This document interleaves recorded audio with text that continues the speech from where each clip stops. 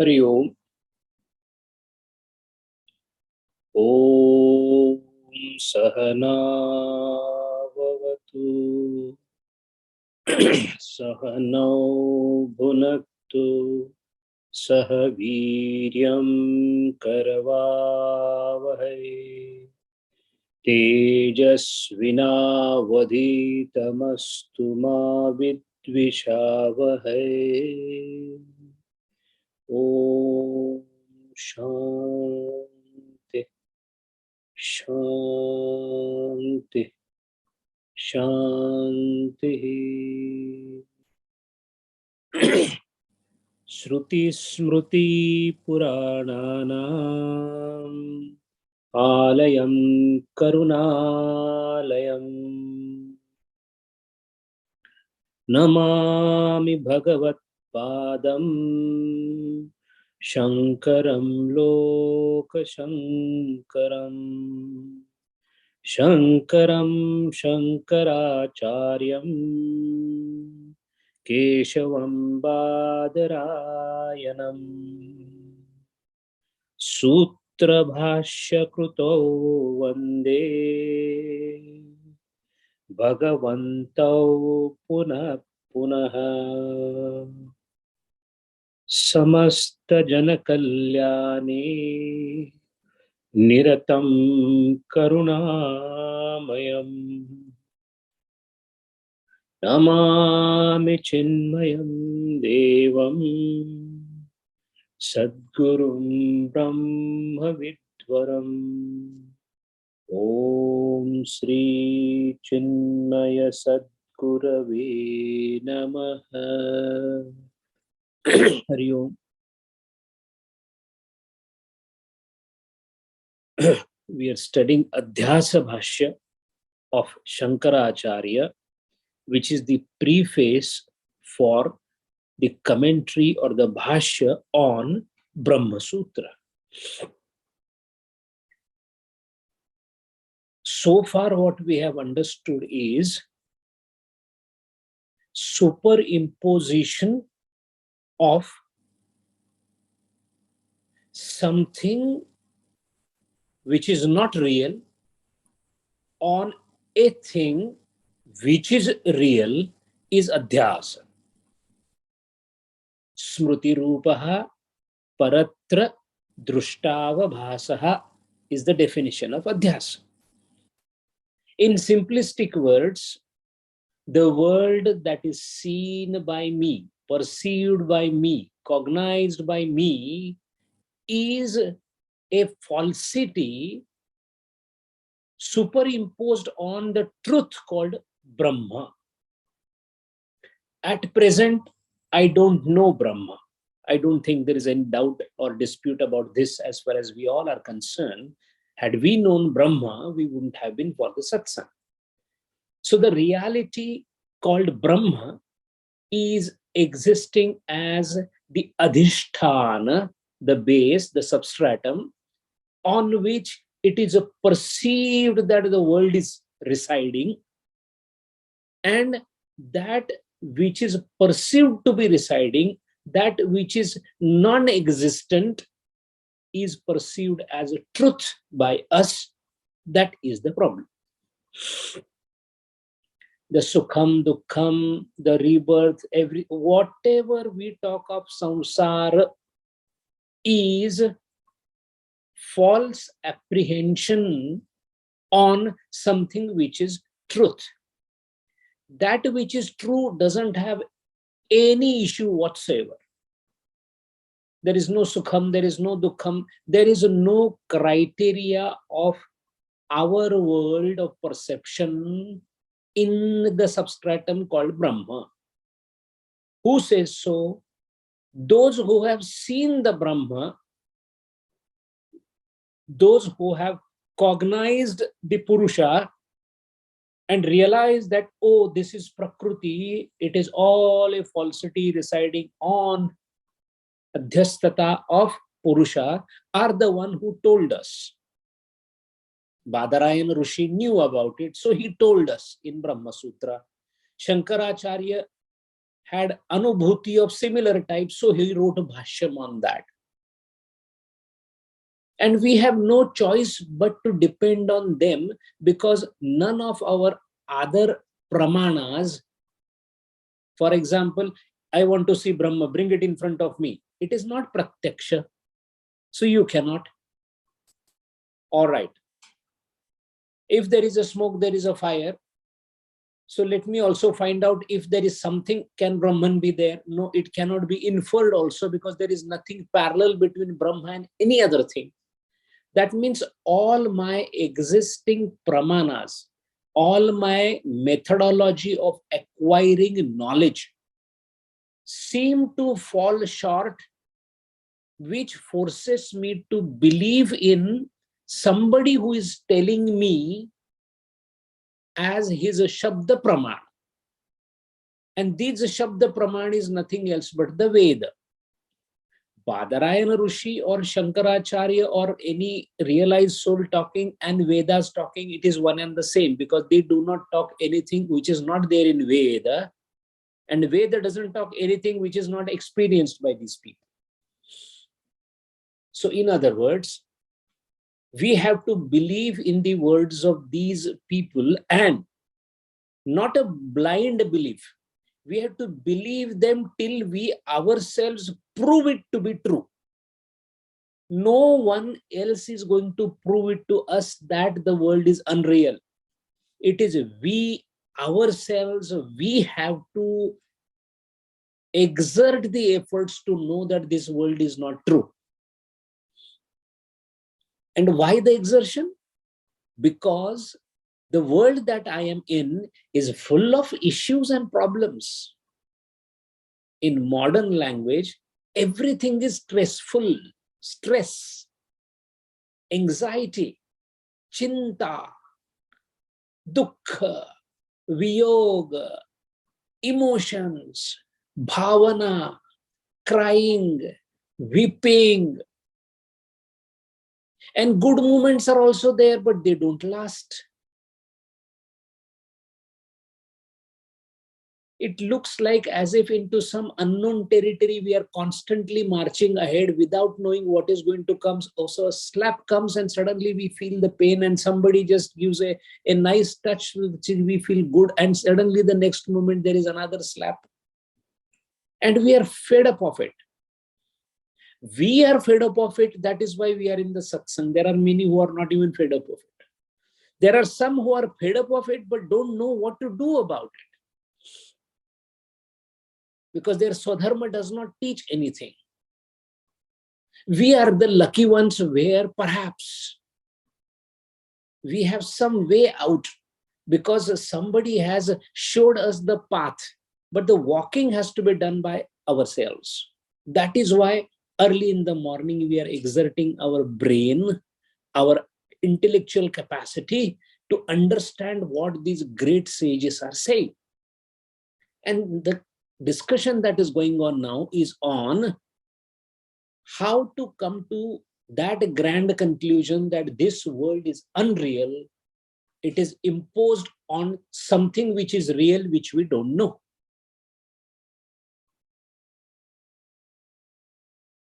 Now the vyavahara that we are doing, which is our life, is perfectly fine because everybody is doing the same thing. Now, a billion people doing a wrong thing does not make it right. Let us say if the mirage is there, Mrugajalam is there. So people have started taking utensils because they can take the water from there. Somebody said, no, I will take the Mrugajala water down the line and perhaps make some agriculture. Somebody said, no, I want to just go and swim in the Mrugajalam. So all the activities that are happening on the premise that Mrugajalam is real, which it is not. Now, apprehension of it being real is leading us to do all these things. So, apprehension of this knowledge that we feel that the world is real is making us do all these things. The moment we come to know that the Mrugajalam or the mirage is false, we will drop everything. We will not collect the utensils. We will not try to collect the water. We will not try to make use of the water, because that which is not existing, why should we be working at all for it? And everything will stop. That means the knowledge of the true state of affairs shall sublet the false state of affairs, and that is where we will be completely at peace, because there is no more activity required. The question then comes, how can you say that I am talking, I am speaking to people, they are reading books, I am eating food, I am doing job, I have a wife, I create children, I enjoy the life, I have sadness in the life. How I feel it. Every day I feel, I cognize, I perceive, I experience. And how can I say it is not true?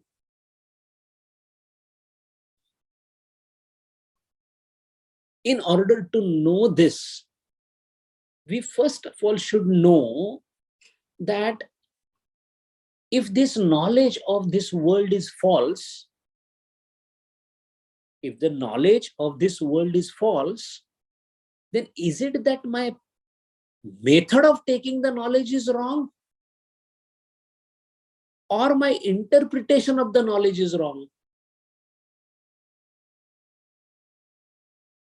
In order to know that the world is not existing, it becomes imperative on my part to know whether I'm using the correct methodology to get the knowledge, or we are all using wrong methods.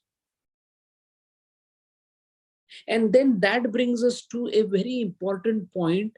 How do we get the knowledge? My survival in this world is because of knowledge. When I'm deep asleep, there is no knowledge. What difference does it make whether the world exists or not? In every day, in our deep sleep, we have forgotten the whole world. So there is no question of whether this world is true or false. It is not existing only in the sleep. In deep sleep, it doesn't exist. That means if I am not there in this world, the world will not exist. I means I. Suppose there is no deha for me. There is no deha tadatmya or deha adhyasa. What is the point of sun and the moon and the hills and the mountains and the rivers? And because there is no perceiver. If the knower is not there, if I am not, I is not there, whether anything exists or doesn't exist, it doesn't matter. But when I say I exist, or when I'm not in deep sleep, I suddenly seem to know a lot. I know Pradeepji, I know Satsang, I know this. That means know presupposes knowledge. I have knowledge of car, I have knowledge of my job, I am knowledgeable in accounts. So the question now is, if the knowledge that I am receiving, for example, when I received the knowledge that there is a snake, the knowledge was received, but actually there was a rope. I received or perceived it as a snake. I received the knowledge that it is a snake. It was not a snake, it was a rope. Till the time I knew that the rope is existing and not the snake, the knowledge of snake was real to me. Is it that by any chance I am getting the knowledge of this world as a snake and the actual world is completely different? Or when I was seeing the snake on the rope, I was sure that it is snake and the rope was completely non-existent, and a non-existent snake was seen by me. Similarly, every day what I perceive as the world, is it a world that I wrongly perceive and it is not there? The only way for me to ascertain is to ask somebody else. But he also says that no, the world is existing. But what if every one of those who are feeling like this are all under the impression that the snake is real? They don't have the ability to see the rope. And there are some people who tried to sublate that snake and see actually rope. They are called Atmajnani. And those Atmajnani people have come back and said that, yeah, this is a snake. This world is a snake. The truth is the rope. The truth is the Brahma. That puts us into one very simple question, that you say that this world is like this and this world is like that, etc. When I say that I have a paperweight in my hand, I actually see a paperweight, I feel the paperweight, and you say this is not true. If this is not true, then the question is, I must know, how do I get the knowledge of this particular object? This object is a jada, insentient object. I am the subject and I know this object. That means there is a process of knowledge. How does this process of knowledge or perception of this world takes place? First of all, I must be clear about it. What is the steps involved in me getting the knowledge of the world or of my surroundings? Then we will see the question whether this is a right knowledge or false knowledge. That is a different thing. First, we should know how the knowledge process takes place. Now, for that, what we need to know is, we have to understand that though I am a subject, the subject is made up of the body and the indriyas and the digestive system and nervous system and this system and that system. The whole conglomerate is, according to Vyavahara, a subject.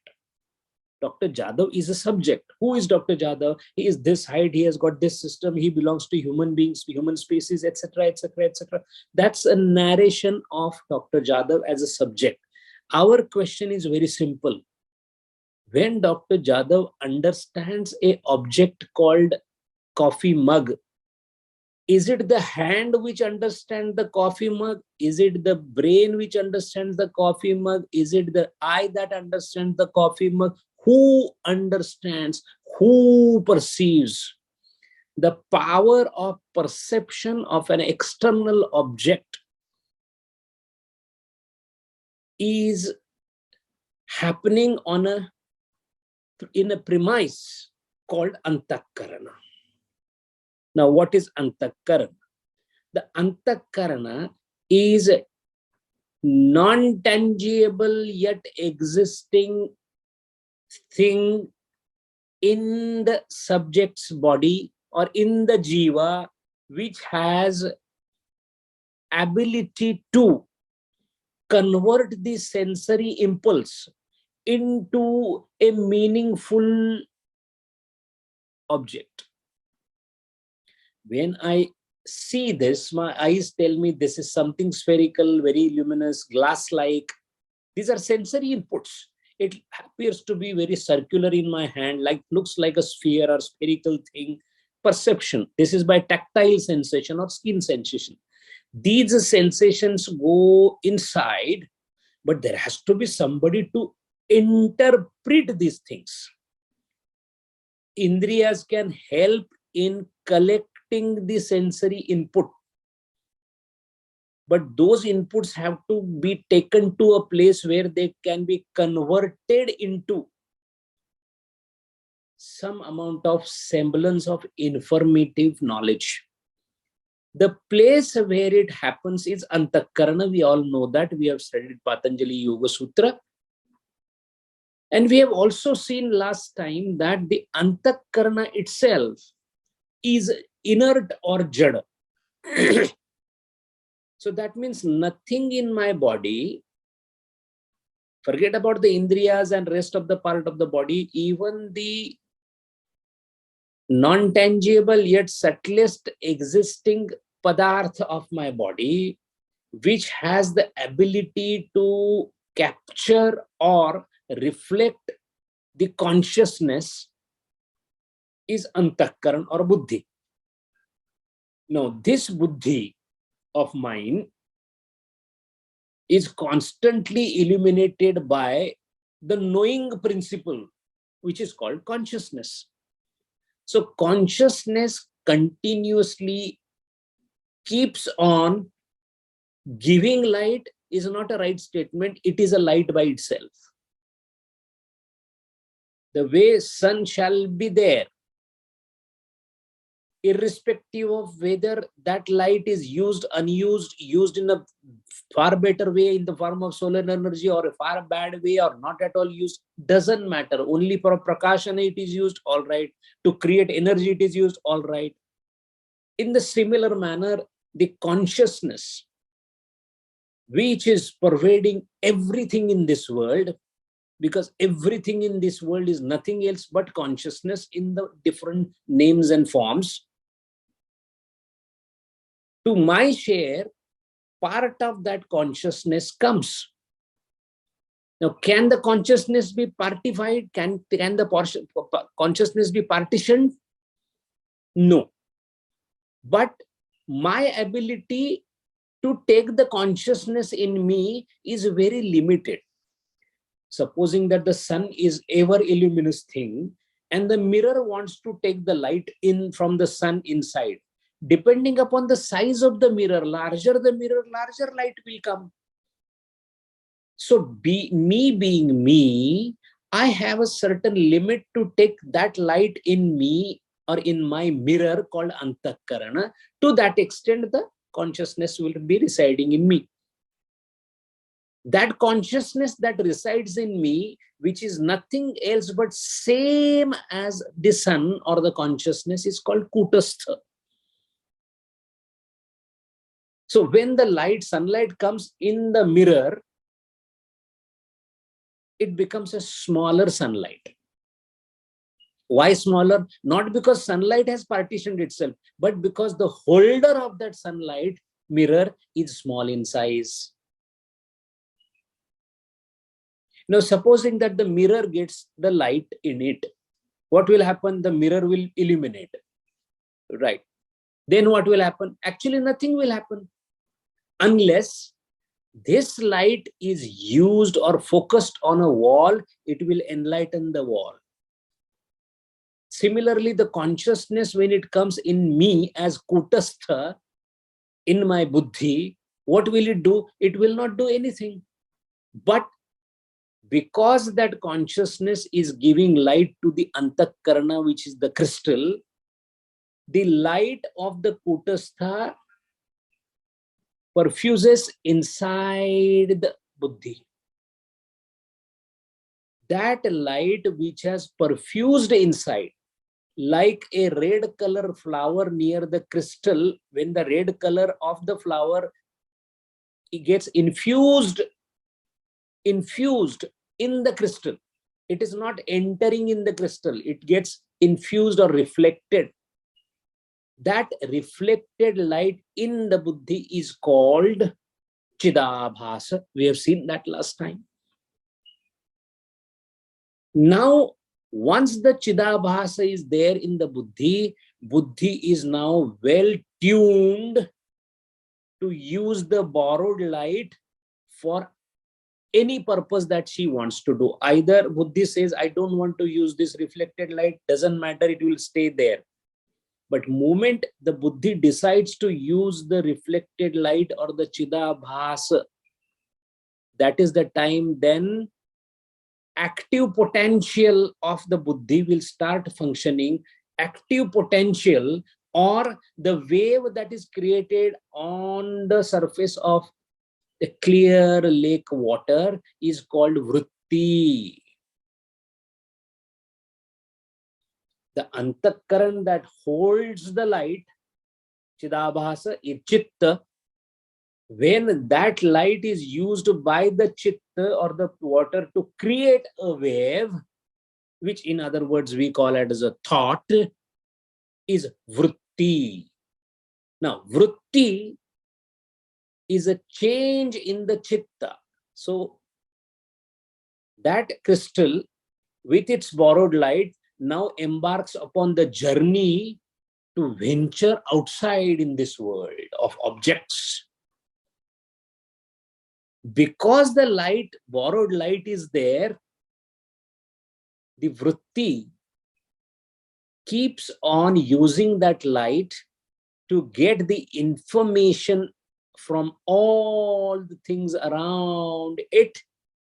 Other than the buddhi, whatever is existing, it tries to get the knowledge out of it. That means the knowledge of anything is possible because the buddhi has chidabhas into it, and the very process of going out for getting the knowledge is called vritti. When there is no vritti, there is no knowledge,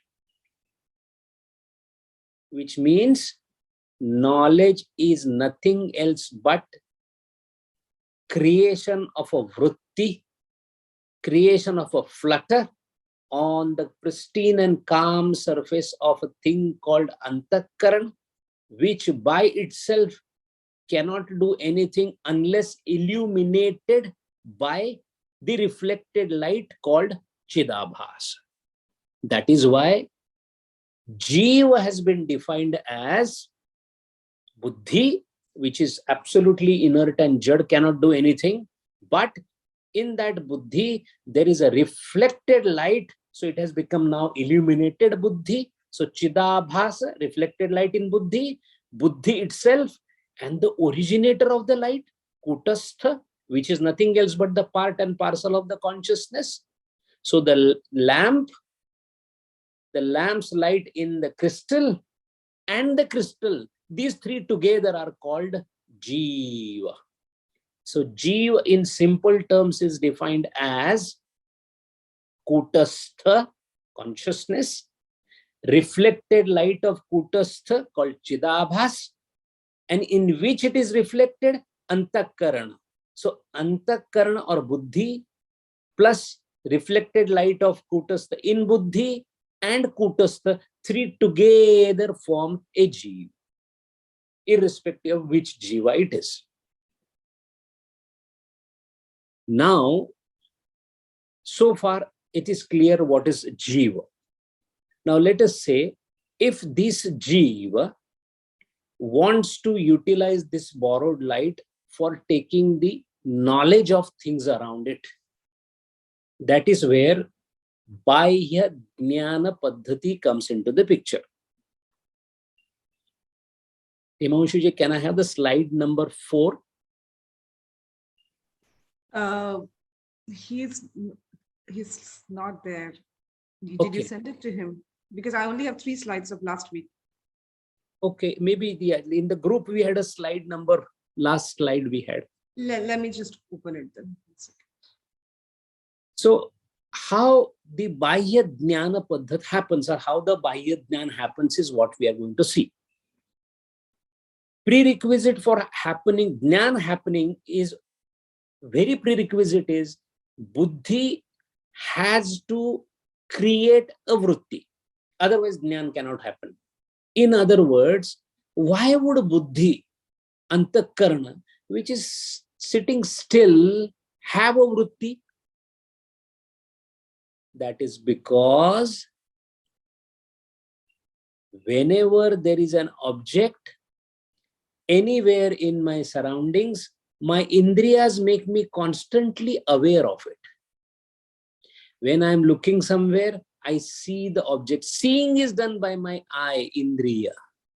When I feel something, the feeling is done by my sparsha, jnana.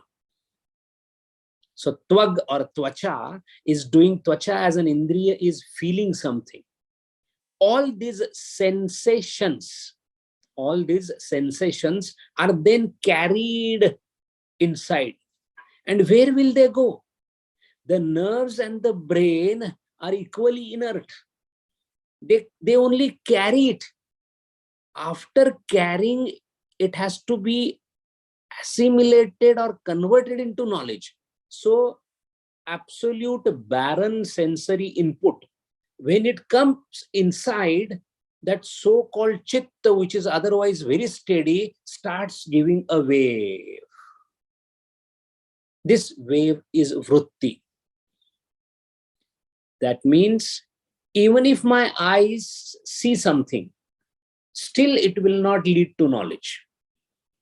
Mere indriya having the object of sense will not make it a knowledge unless that object comes and creates a flutter on the chitta called vritti.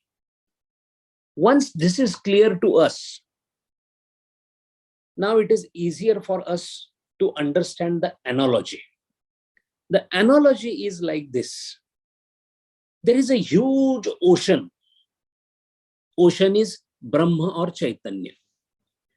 Then we have a lake on the side of the ocean, because the same ocean water has come into a lake. So ocean is Brahma.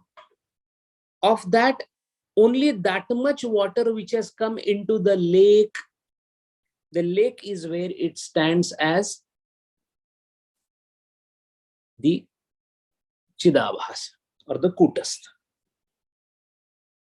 Now, from that lake or from that Kutastha, where is the Chidabhasa? In the Antakarana. From there, it is flowing outwards from the lake. Sanjay ji, is this the one? Sorry to interrupt you. Is this the one? Last one, yesterday, the last one. So the lake, supposing from the lake, somebody has made a small canal. What will happen? The lake water will flow in the canal. So we have ocean, we have a lake. From lake, there is a canal made, so the water will flow through the canal and then go where? It will go, I think it's the same one. From the lake, it will go into the channel, and from the channel, it will go to a small pond. So we have a sequence now: ocean, lake, channel, and a pond. That is not very difficult to understand. Ocean is vast, limitless, that is Brahma. Some part of its water came in the lake, which is my Antakarana. Now from that Antakarana, it is flowing in the form of channel. So from my Antakarana, it is flowing through my Indriyas. The Indriya is the channel. And then it is going where? It is going to a pond. The pond is nothing else but the object. So when I try to see something, from my Antakarana, my Chidabhasa flows through my eyes, comes to this object and gets into the object. Once again, the Antakarana, I'm just trying to show it at the head because there is some seat of the Antakarana which is Hridaya or whatever. From the Antakarana through my eyes, my Chidabhasa, the reflected consciousness has come out and gone to this object and covered the object. Covered the object. In this case, what happened? Chidabhasa is a reflected light. So the candle which is inside, which is Kutastha, if we can see it here, the ocean, which is Brahma Chaitanya, lake, which is the reflected consciousness or Chidabhasa in individual, Jiva. Now, I am the one who is going to get the knowledge. The one who is going to get the knowledge is called Pramatru or Pramata. I am the Pramata, the knower. So, my Chaitanya is called Pramatru Chaitanya. From where this Pramatru Chaitanya came? From the Brahma. Brahma or the universal consciousness, restricted in a jiva called Kutastha, reflected in the buddhi called Chidabhasa. So combination, because Kutastha doesn't do anything. So let us keep it out. It has no role in knowing knowledge, etc., because it is nishkriya. Its reflected light is what everything is doing. So in buddhi, which is crystal form, reflected light called chidabhasa, both of them together is called pramatru chaitanya. Now this pramatru chaitanya from my antakarna is trying to move out through indriyas. When it moves out through indriyas, it is called pramana chaitanya. Pramana chaitanya. Pramana means now the consciousness is going out through the indriyas towards till the point where it reaches the object. So from my antakarna to the object, the consciousness flows outside. This flow is called pramana. And then it goes to the object, which we said it is a pond.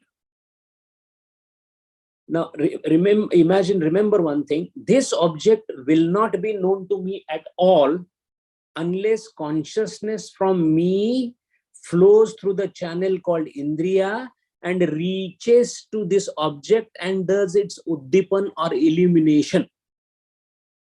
How did this illumination happens? It happens by a particular process.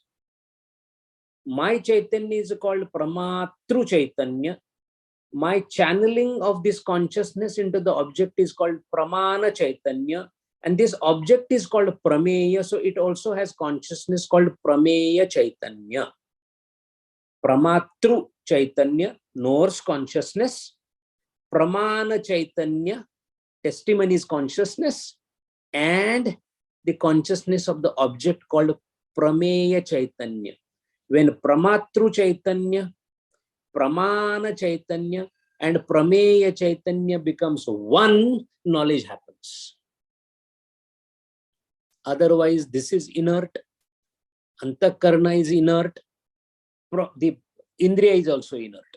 Independently, on their own, there is nothing they can do. That means a light is coming from the consciousness, first illuminating the antakarana or buddhi, then creating a movement in the buddhi to enter outside through indriyas called vritti, and that vritti then reaches the jada or the object, and then it illuminates the object also, and that means consciousness, consciousness, consciousness. What is the gist of the story? There is a consciousness in this. There was a consciousness in me. And that consciousness, when from me to this object got together, there is a knowledge of this subject. And this happens at wink of an eye, at a microsecond. So instantly we know this is a paperweight.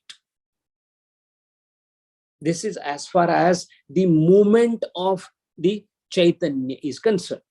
So Antakarana Vishishta Chaitanya is called Pramatru Chaitanya. Antakarana Vishishta means that consciousness which is confined to Antakarana, that consciousness, that Chidabhas which is confined to the Antakarana or Buddhi is called Pramatru Chaitanya. Now, when that creates a vritti, if it doesn't create a vritti, there will be no jnana. This itself gives us a clue that the world that I am residing in is possible to be interacted only when Antakaran gives the vritti. If the Antakaran does not undergo any change, it just takes the Chidabhas and stays where it is. There is no world available outside. This again substantiates our stand that the world is not existing. It is perceived. Yes, it is perceived only when Antakarana has a vritti.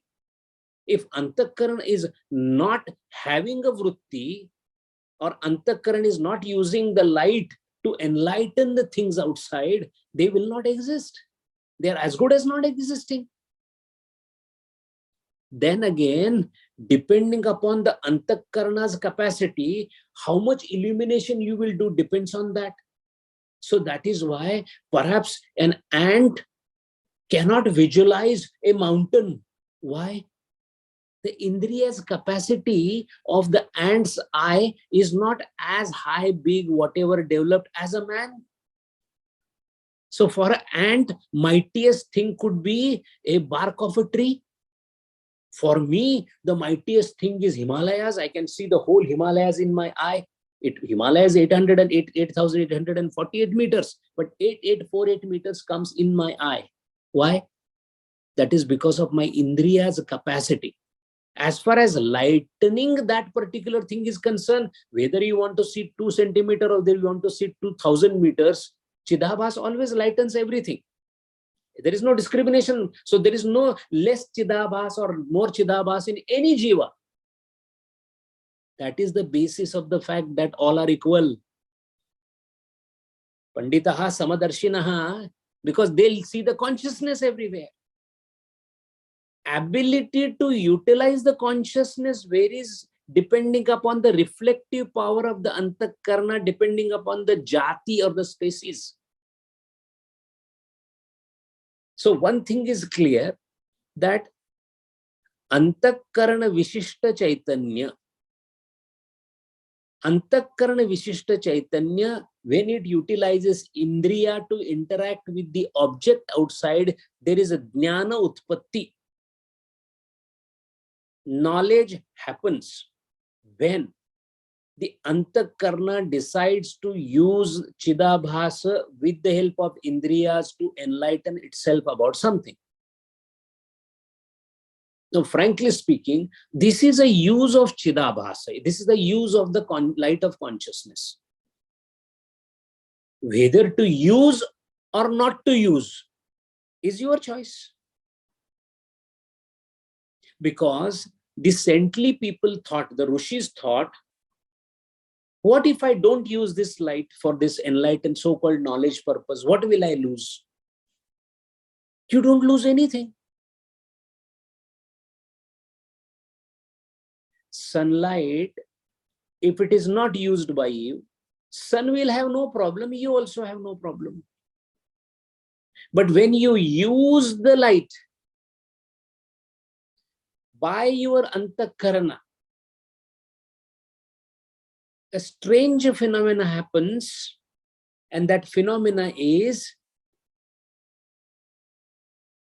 the Antakarana part of it suddenly starts feeling that no, it is not the light that is helping me to understand everything. It is me who is understanding everything. This is the creation of ego. Mere light coming, getting reflected, going out through Indriyas towards the object, there is no problem whatsoever. Even in day-to-day life, we can observe it. While driving to the office or any destination, there are so many trees on the road and so many people are crossing on the road. Nothing happens to us. Why? The consciousness is going out through the Antakarna, through the Indriya to the man who is walking around. But it doesn't create any response in us. Why? We don't want to utilize it, or we don't want to use our ego in that. It's a bystander's view. We don't appropriate that vision as mine. This appropriation of the sensory knowledge as my knowledge, actually whose knowledge it is? It is a Chidabhasa's knowledge, because Chidabhas, had it been absent, when you die, there is no knowledge. That Deha doesn't have knowledge. Why? Buddhi is there, brain is there, system is there, everything is there. Even after, immediately after death, everything is still there. No knowledge. Why? Enlighter is gone. That means if enlighter is the essential, fundamental thing required for getting the knowledge, then someone who on its borrowed light thought that he is getting the knowledge is having a wrong notion. Antakarana is having a wrong notion that I am seeing, you are not seeing. You are utilizing the light of Chidabhasa to see something. This is adhyas. what you feel you saw. And then after having this knowledge, you react also to that accordingly. First thing, what mistake you made? You thought you saw the thing. No. The thing was made as a seen by the light. The jnanam of the object is because of the chidabhasa through the antakarana vritti. So that means antakarana vritti is different than the antakarana. Water and vapor, they are not same thing. Vapor comes from the water when boiled. Suppose you don't boil the water, what will remain? Water will remain like water. But when you boil it, it becomes vapor. There is a transformation. Water becoming vapor is similar to antakarana creating vritti. Now that vapor might go and do some action. And the water feels that, look, it is my vapor which did the action. No, you became vapor because of the fire that is below. Otherwise, water cannot do it. Water cannot boil. Water gets boiled because of the Agni, and then vapor comes. Similarly, Antakaran gets enlightened by the Chidabhasa. That is why there is Vritti. And when Vritti is there, it uses Indriyas to go for the knowledge sake outside. And when it goes for the knowledge sake outside, one, it thinks that I have the knowledge. Actually, it is a very straightforward thing that there is an object spherical in nature called paperweight. This all became possible because of Chidabhasa, but since I feel I have the knowledge, I also feel I must react to it. Now, first thing is, first falsity is I have the knowledge. And then the reaction is bound to be falsity on it. So this paperweight is not a nice paperweight. It is a very bad paperweight. It is a reaction, nonsensical reaction to something. Premise is gone wrong. All the construction on the top is going to go wrong. The foundation itself is wrong. The building doesn't belong to you. And then you are thinking that how will I utilize the building? And incidentally, the right side is gone in a very bad way. I have to repair it. It is not your building at all. But since I am not able to realize the same, the adhyas continues. So in any bahya jnana, antakarana vishishta chaitanya, that means consciousness engulfed by the antakarana, creates a vritti called antakarana vritti. This antakarana vritti visheshta chaitanya is called pramana chaitanya. We are deliberately trying to avoid the shastriya paribhasha shabda. For example, antakarana and chidabhas together is called jiva. It is called pramatru chaitanya, chaitanya of the knower or the pramata. When it goes out in the form of antakarana vritti, still it requires light to go out. Everywhere the light is accompanying. So that antakarana vritti which goes out through the indriyas is called antakarana vritti vishishta chaitanya, is called pramana chaitanya. When it reaches the object, there is a jada padartha vishishta chaitanya. There is consciousness in this also. Jada padartha vishishta chaitanya. So when my chaitanya from my antakarana goes through the vritti, that is pramana chaitanya, into the prameya or the object, then it is called ghatadi padartha antakarana vritti vishishta chaitanya. In simple words, light from my antakarana went through light as a light through my indriyas and came into this as a light, and the light that was existing already here because there was consciousness here, they meet each other, and that is why the knowledge takes place, because consciousness recognizing consciousness. Object has a consciousness, subject has a consciousness. Subject's consciousness flew through the indriyas, pramana chaitanya, into the object, prameya chaitanya, and prameya chaitanya and pramatru chaitanya became one with the help of pramana chaitanya. If that is what, if it happens, then the knowledge takes place. Now, there is a small subtle thing into this to understand, which we will try to experience. In case of me as a jiva, there is a avarana between me and the Brahma. Otherwise, Brahmajnan would have happened right away. Brahmajnan is not happening because of avarana, right? Similarly, the paperweight doesn't have the Brahmajnana. Why? Because it has also an avarana. But there is a difference between the jada and a jiva. What is the difference between jada and jiva? Jada is swabhavataha jnana shunya. That means its ability to utilize consciousness for doing something meaningful is completely limited. So it is conscious. So it is the only thing it is available here is there is only consciousness. There is, so Chaitanya is there in this, but there is no Jnana Shakti. That's why paperweight cannot cognize me. Paperweight cannot understand Dr. Jadhav. Dr. Jadhav can understand paperweight. Difference between the Jada and Jiva is Jiva has a Jnana Shakti. This is a Jnana Shunya. This is easy to understand. Now, when I want to know the object and my antakarana vritti is going out through the eyes to the object, two things happen.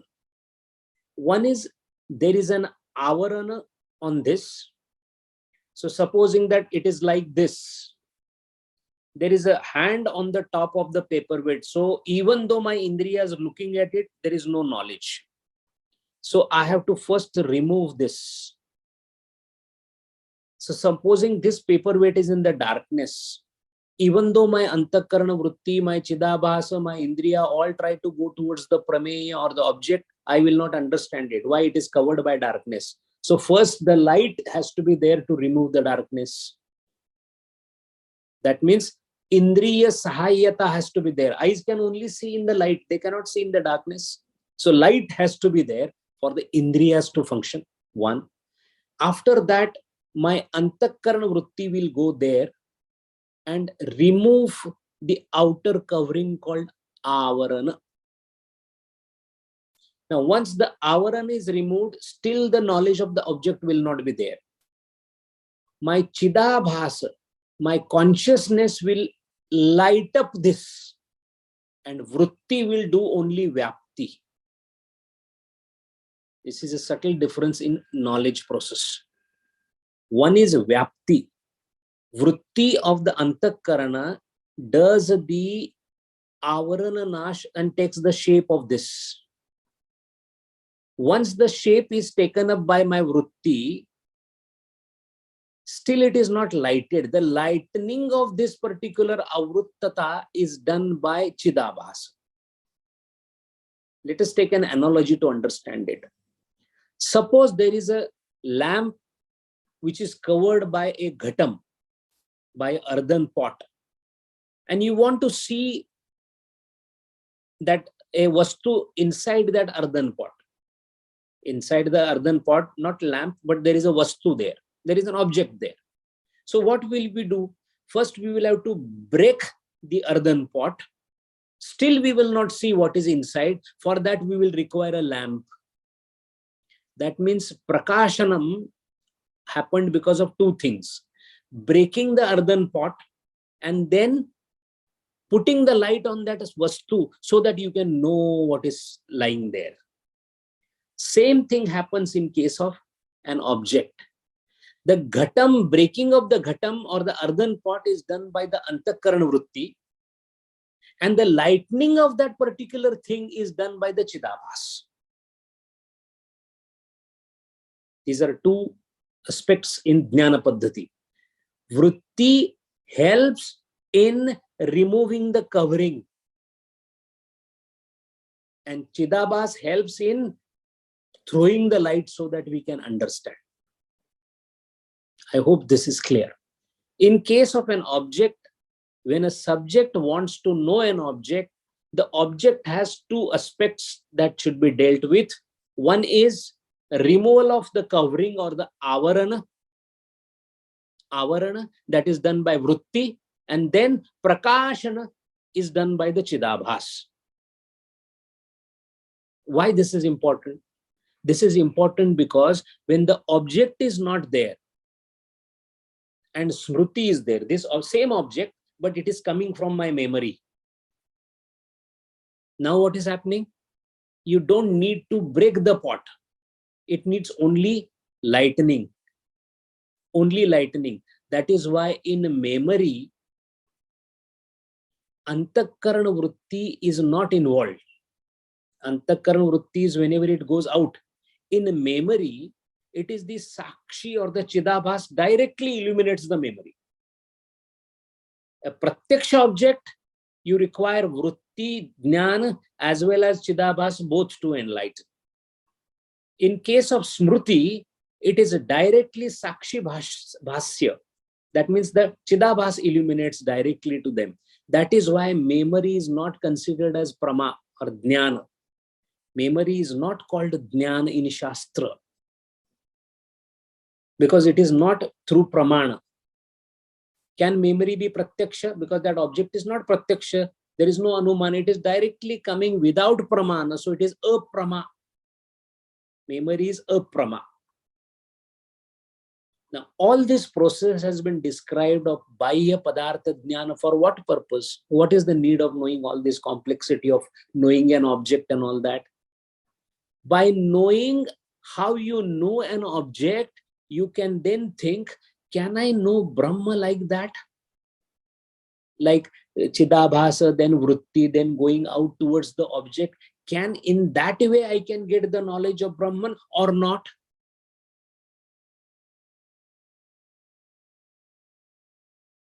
And if not, then this process of knowledge which I am getting is not true. It is a process of knowledge, but it is giving me a false knowledge. It is giving me knowledge of something which is not existing. Because had this process been a complete and a competent process, with the same process I should have understood the Brahma also. But I cannot. I understand everything within this with best of my intellectual ability, the object, the science, even the mathematical science I can understand. Can in the same manner I can comprehend Brahma? The same question can be asked in this manner. Can that which is enlightened by the Chidabhas or the light, can it itself grasp the light? The mirror is using the sunlight and illuminating something. Can the mirror itself see the sun? Part of the sunlight has come into the mirror. With the help of that light, the mirror is reflecting somewhere and getting the knowledge. But supposing that the mirror, which is now focusing on the wall or some object, turns backward towards the sun, will it be possible for him to comprehend the sun? One. And second thing, will it be same as the way he was reflecting on the wall? In other words, method of acquiring Bahya Jnana Paddhat. Can that be also a Paddhat for comprehending the Brahma? Is it possible at all? If possible, how? But one positive postulate can be made. And what is the postulate? Whatever is happening by reflected light, whatever is happening by reflected light, that methodology cannot be of any use for reflection to go back to the origin. Bahya Jnana Paddhati cannot be the Paddhati for knowing the Kutastha or the Brahma. That means anything that creates vritti, anything that uses the reflected light Chidabhas for knowing something is always an obstruction in knowing the Brahman. The knowledge of the world or in the world of any object in the world will always be limited. Even if it is the best brain of the century, the theory of relativity, Einstein, whatever, in the years to come, in the ions to come also, shall always be the limited jnanam. Limited because to the extent of antakarana vritti formed, to that extent Chidabhas lends the light. So all borrowed light enlightenment is bound to be limited. In order to have unlimited light's enlightenment, limited adjunct cannot be of much use. This is one methodology of also proving a fact that that which we feel is because of my knowledge, I am aware of all these things, I know this thing, I know this thing, this itself may be based on a wrong premise. And that is why, since it is based on the wrong premise, this is nothing else but apparent reality. This is not the truth. This is superimposed on the truth. So effort has to be made to sublate this so-called what we are perceiving and go towards the truth. That is why this is nothing else but an adhyasa. So this is a method of Bahya Jnana Paddhati to come to the conclusion of adhyasa. And that is why the question now only comes to us is that if all this world is unreal, Brahma is real, the question comes to our mind, from where the idea of world has come. I agreed it is false. But to even have a false idea, you must have experience in the past. How can you have something which you have not experienced? Unless experienced, you cannot see. Unless you have previous knowledge. So this world is false, agreed. Okay, for a moment I will agree. From where this false idea came? Who brought this false idea? Why did it come at all? What was the need of this falsity? I don't know that it is a false, but suppose for the sake of understanding, if I say this is false, from where it came? And that is called a Shastriya Prashna. If avidya is the reason for all this, from where the avidya came? Because everything is consciousness, then avidya must be consciousness also. Because there's nothing in this world which is out of consciousness. Everything is conscious. That means avidya must be conscious. That means which is the locus of ajnana. What is the locus of the ajnana? Is it consciousness? Then it is like saying darkness is residing in sun. How can it reside there? It is so contrast. Ajnana is complete oblivion, complete darkness. Jnana is complete sunlight. And you say darkness is residing in the sun.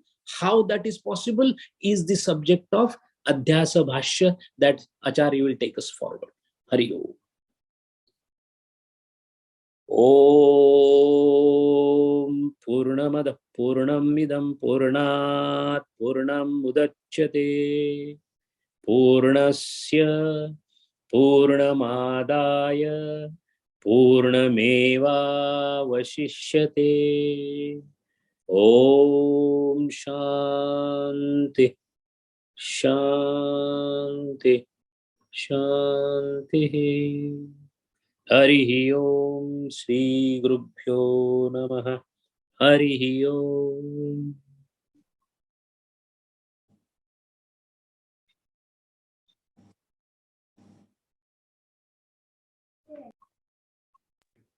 Hari Om, Sanjay ji, will see some clarifications. Hari Om, Sanjay ji, Rajendran here. Now, Jiva is Kudastha plus Chidabhasa plus Andakarana, you said. And knowledge is Pramatri plus Pramana plus Prameya.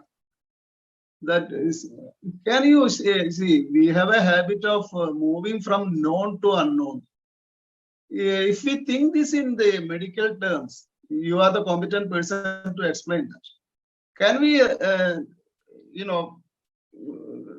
can you when we see an object, it goes to our eye, then to retina. And can you explain this, equate this, these three things in medical terms? Okay, medically we can explain it in this manner, that as far as this prameya is very clear, medical it is like, as far as indriya is concerned, that is also taken in account by the medical field. So the object is seen at that point of time, of that object falls in retina. The retinal cells called rods and cones, they get excited, and this excitement of the cells called rods and cones creates an image. Now, the image is not by medical science at all, but it is presumed that it creates an image which travels as a signal through a nerve called optic nerve, and this optic nerve on the back of the eye in the brain crosses over to the other side. It is called optic chiasma.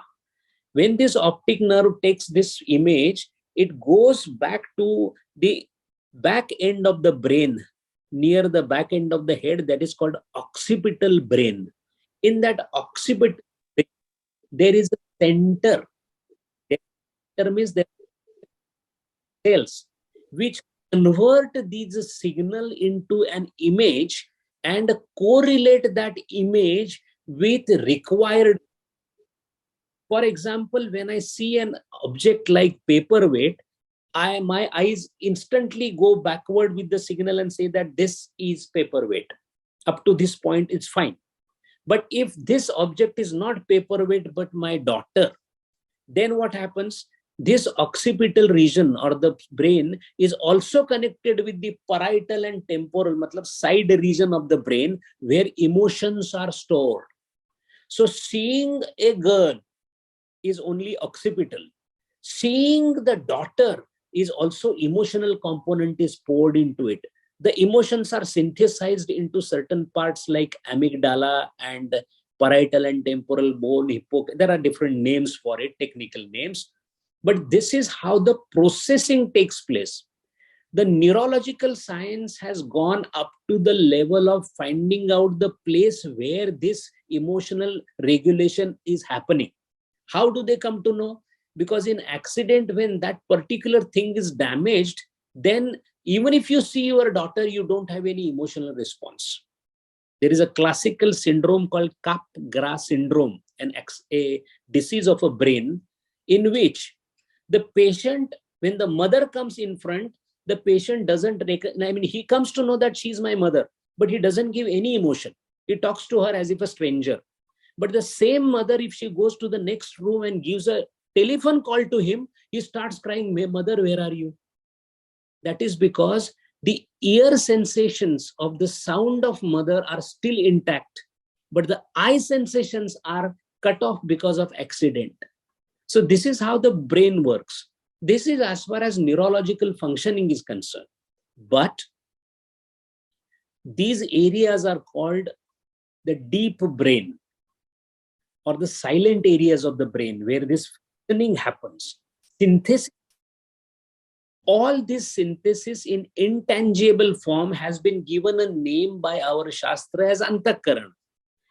You may have up to Antakarana some solid things like nerves and nerve cells, etc. But post nerve cell, after the nerve cell signal is generated, the process by which the signal is converted into the knowledge is happening into some intangible thing. That thing itself is called Antakarana.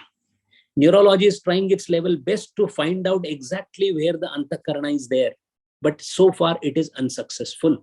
The reason being, it is a complex assimilation of all the signals, sensory, etc., and mixed up with past memories and coming to a conclusion. So this process is happening somewhere in the body, in the brain, but that is in a very intangible and diffuse form.